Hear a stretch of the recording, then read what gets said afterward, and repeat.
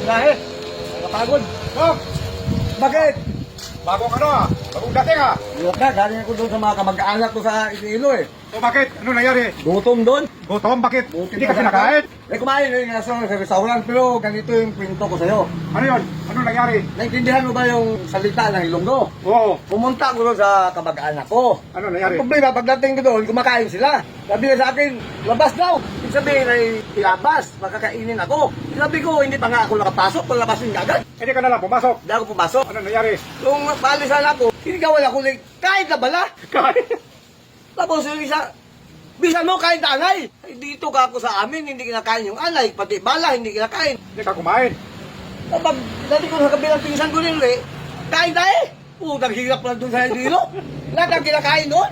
Parang hindi kumakain. Pinakakain ka naman ng tae. Alam mo kung anong ginawa ko? Oo. Pumunta akong restaurant, doon ako kumain. Tapos umuwi na lang. Uwi lang tayo ako sa Aklan. Gutom na, mabuti na. Wala pa rin itong alay, wala pa rin itong bala. Pati tayo doon, kinakain daw. Ang hirap. Uwi na sa Aklan. Umuwi na.